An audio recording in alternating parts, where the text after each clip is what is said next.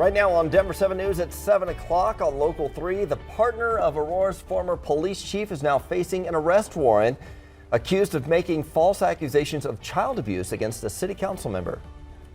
You know, as a mother, getting a call like that is probably your worst nightmare. We are hearing from Danielle Jurinsky about the stunning allegations as investigators now point to retaliation. Scenes of terror at a Buffalo grocery store are all too familiar for survivors of the King Soopers shooting in Boulder. My first thought was all of the similarities, that it was in a grocery store, the number alone of people killed. We talked to a survivor about her hopes for people now beginning the healing process. And the Avs are back on the ice to restart their quest for the Stanley Cup, opening their second round playoff series against the St. Louis Blues after 8 days off. Game 1 of the best of 7 at Ball Arena tonight. Yeah. So time to get loud. Good morning to you. I'm Brian Sanders. And I'm Nicole Brady. I know Lisa's house is going to be loud tonight. Hopefully you can get some sleep. Keep us updated on that forecast. I wish these games were like 2, 3 o'clock, Right. you know? Yeah, it'd be a lot easier. You're right. It's going to be a late night, probably a loud night there at Ball Arena. I'll have your forecast there downtown coming up in just a few minutes. Upper 50s, near 60 here this morning. It's a really mild start to our Tuesday. Little mix of sun and clouds early on. We're going to be at about 77 degrees by 10 o'clock. A nice warm up today, low to mid 80s for highs. So we're once again well above normal with those temperatures soaring into the low to mid 80s between about 2 and 5 o'clock. Things will cool off if you get a few storms rolling through your neighborhood. And those like yesterday will pop up between about 2 and 3 o'clock. When it comes to the risk of severe weather, that's likely going to be north and east of Denver. We'll see a few of those storms turn a little bit stronger near spots like Fort Morgan, Greeley, up in through Sterling. So I'll show you what that looks like on our Futurecast coming up. But with a few of those storms, it's a marginal risk of some larger hail, gusty winds. Details coming up. A much stronger cold front, Jason, on Friday. Details in just a few minutes. And some longer delays now on 6th Avenue. So start thinking about I-70 or start thinking about Colfax maybe as an alternate, because we have a big crash I've been talking about here this morning on the eastbound side of 6th Avenue here at Federal. Take a look from Air Tracker 7. You can see some significant damage to the front of that truck. That's just one of them. There's another pickup truck that this guy ran into. The whole back of it is crumpled, and then there's another car involved. So it's going to take some time waiting on some tow trucks, and that's going to be a process, unfortunately, as the center part of 6th Avenue eastbound is all blocked up. You can see there's that one truck and there's another car just up ahead. So it's going to be a process, unfortunately. Take a look at the CDOT camera here at Sheridan, and you can see how traffic is stacked up for us this morning. And the drive time right now is pretty lengthy, unfortunately, at least 20 to 25 minutes. So again, start using some of the alternate routes if you live on the west side to get towards I-25. It's a long delay on 6th Avenue. Well, there's a felony arrest warrant out for the partner of former Aurora Police Chief Vanessa Wilson. Robin Nicita is accused of filing a false child abuse report against a city council member. Denver 7's Veronica Acosta is joining us now to break down the allegations. Very serious here. Yeah. Veronica, the council member believes that this was an act of retaliation. An act of retaliation toward Councilmember Danielle Jurinsky after she called then Chief of Police Vanessa Wilson trash on a local radio show. Investigators not only believe this was an act of retaliation, but they also believe that the timeline of it all really does add up. The Arapahoe County Sheriff's Office says former Chief Wilson's partner, Robin Nicita, called DHS the day after Jurinsky made comments about the police chief publicly.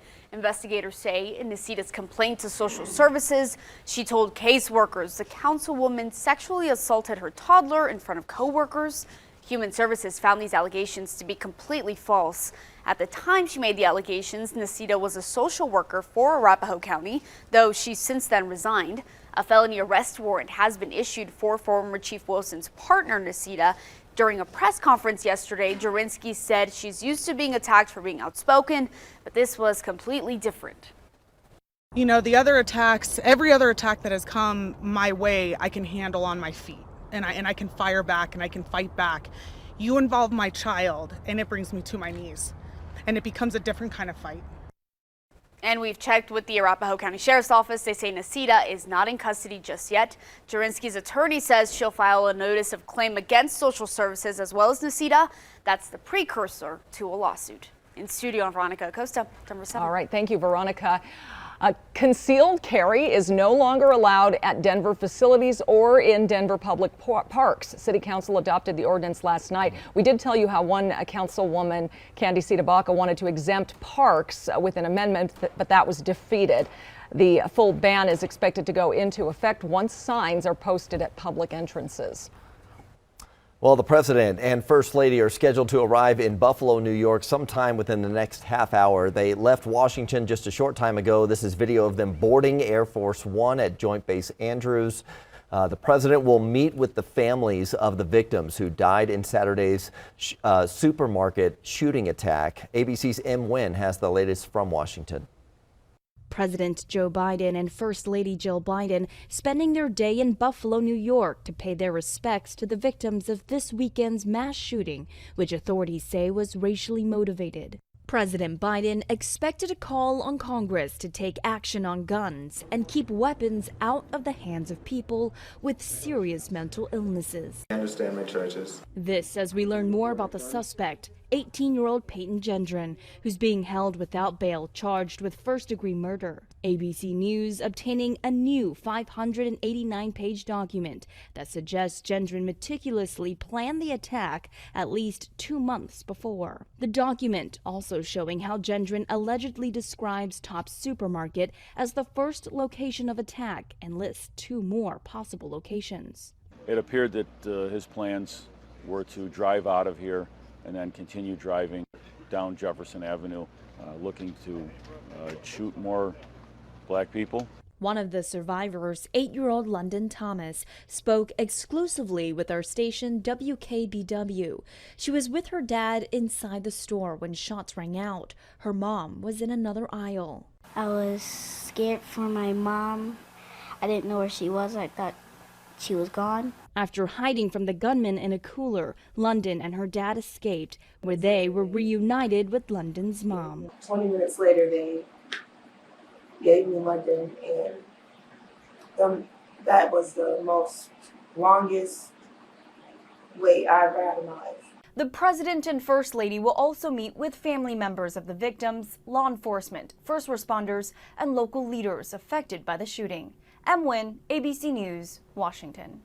Yeah, the impacts are far-reaching. What happened in Buffalo is bringing back tragic memories from last year's Boulder King Super shooting when 10 Coloradans died when a gunman opened fire at the Table Mesa location. Denver 7's Christian Lopez joins us live because we are now hearing from a survivor of that shooting about her hopes for those grieving in New York now. Yeah, this is all bringing back terrifying memories for one woman we talked to who was working inside the Boulder King Supers when that shooting happened last year. She tells us that it's been an extremely difficult year and it's hard for her to go out to public areas. Chelsea Krasaki was working as a deli clerk when 10 people were shot and killed inside the King Supers last March. She says she still remembers the details of her terrifying escape. She still hasn't revisited the King Supers and she's not sure if she ever will, but she is hoping that survivors in Buffalo will take the time to heal and process this tragedy. I can only hope that there's that same outpouring of love and support for that community, because the fact that they were singled out specifically for the reason of their race is unfathomable to me. And while the motive in the Boulder shooting remains unknown, the shooting in Buffalo is being investigated as a hate crime and an act of racially motivated violent extremism. Dr. Rachel Nielsen, who is an expert in targeted violence, says that it is possible to thwart mass shootings, but it requires early intervention. I think part of it is recognizing the warning signs and having people who are willing to get in there and confront it and talk about it. It scares people, it makes people nervous, they don't want to be a part of it. And so a lot of folks will just shy away or end the relationship with that person because it just gets ugly and unpleasant. Krasaki says that she hopes the prosecution in Buffalo will go a lot smoother for those who are grieving right now. Just last month, the suspect in the Boulder King Supers shooting was ruled incompetent to stand trial for the 3rd time. Live this morning, I'm Christian Lopez, Denver 7. A Denver church will also hold a community conversation tomorrow in the aftermath of the Buffalo mass shooting. The pastor of Agape Christian Church says the goal is to bring some healing. It starts at 11 a.m. and there will be a free meal afterwards. The Avs are ready for round 2 of the playoffs. Game 1 against the Blues is tonight at Ball Arena. The team had one more round of practice yesterday. Tonight, though, marks 8 days since the last game the Avs played and 5 days for the Blues. Looking back to a year ago, the Avs swept the Blues 4-0 in the first round of the playoffs, but it could be a different story this year. They're a different team this year. We're a different team this year. So you can't look into last year too much because that's in the past, and we're focused on the present and playing the St. Louis team this year. And they're a potent, highly potent offensive team that we got to be ready for. Now, puck drops at 7:30 tonight at Ball Arena. Meanwhile, if you're a Comcast subscriber, all this talk about the Avs might have you wondering if you'll ever be able to watch a game on TV again. We have the latest on the legal battle between the cable provider and Altitude Sports. Plus, a major baby formula plant is getting the all clear to reopen to help with the nationwide shortage. I talked with a local doctor about making sure this doesn't happen again.